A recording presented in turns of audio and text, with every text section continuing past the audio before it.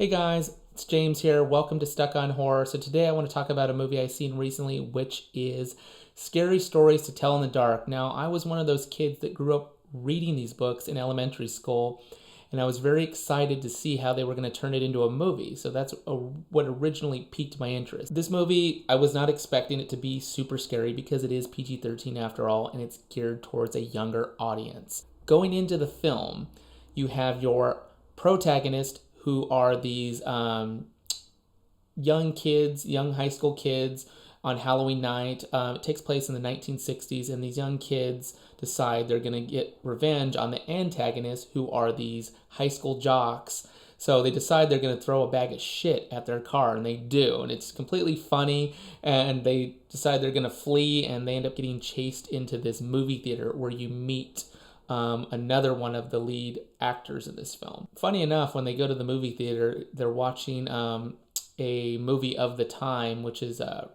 George Romero's Night of the Living Dead. So I thought that was pretty cool. But they end up getting surrounded by these jocks, and then it gets broken up by a good Samaritan. So they end up, escaping completely unscathed for the moment being. And one of the lead characters says, or makes a suggestion that, well, do you guys want to go see a haunted house? Now, this haunted house is where the book of these stories is supposed to be. So they go, investigating, and they find this hidden room where they find the book. And this is where the book of the scary stories derives from.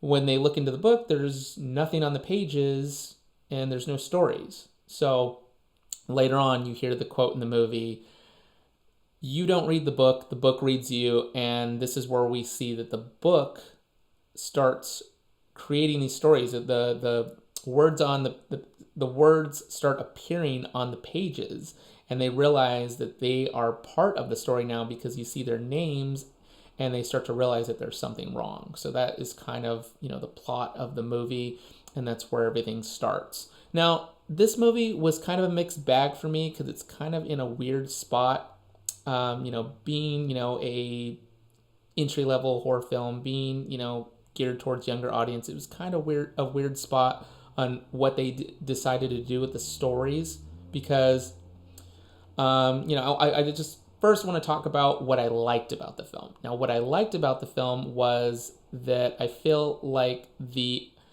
creatures or the monsters stayed true to the book. These creatures look exactly like the book, and it was so refreshing to see. I felt like a kid again when I was watching it because it reminded me so much of the book. So I thought that was amazing. And it was really cool to see that they mostly used practical effects for these monsters. It was mostly actors in costumes. And there was some CGI, and to be honest, it wasn't that great, but it did not take away from the film because the acting was really good and the monsters just looked really good. I also like that, it takes place in the 60s, and it really does feel like it, the 60s. And when they make their way to the movie theater and you're introduced to one of the lead characters, I thought it was really cool because his character is sort of lying low because he's trying to avoid the Vietnam draft, and I thought that was really cool that they incorporated that into the story. I also like that the acting was really good. These kids put on really great performances, and I thought it just, it made the movie so much more enjoyable to watch. This is where things kind of fall apart or just get, a little weird for me because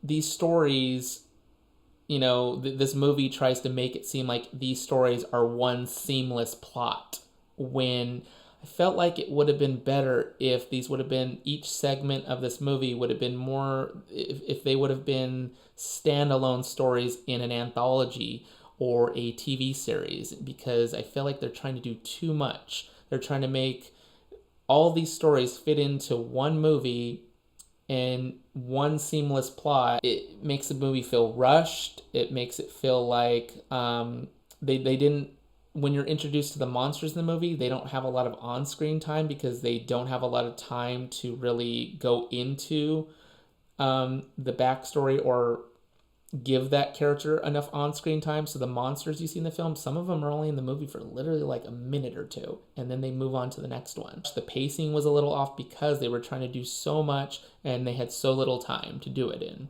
You know, the movie wasn't super scary. It wasn't really supposed to be, but towards the end of the movie, I was just really bored, to be honest, because of the pacing and because of everything that was going on. I didn't feel invested to any of the characters. I'm pretty sure there's going to be a sequel because they definitely left an opening. If you've seen the movie, you know what I'm talking about. But towards the end of the movie, there's these characters that have been taken away by the monsters. So, you know, and one of the lead actors in this movie, she says, you know, I know we can get them back, which leaves a plausible opening for a sequel. So there's probably going to be a sequel, which would be really cool because they can expand upon the story more and they can also tell more stories because there was another book.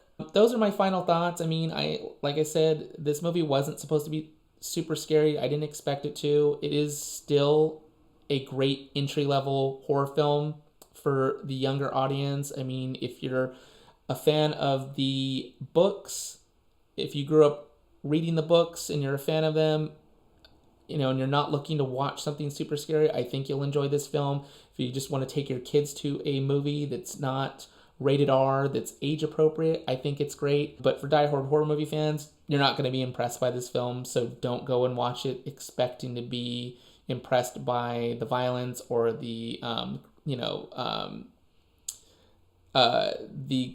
graphic nature of it. It's just not going to happen. All in all, I think it's an enjoyable film. I think they did a great job, even though I still feel like it would have been better breaking these stories up into their own standalone movie or story. So if you've seen the movie, let me know what you thought of it in the comments.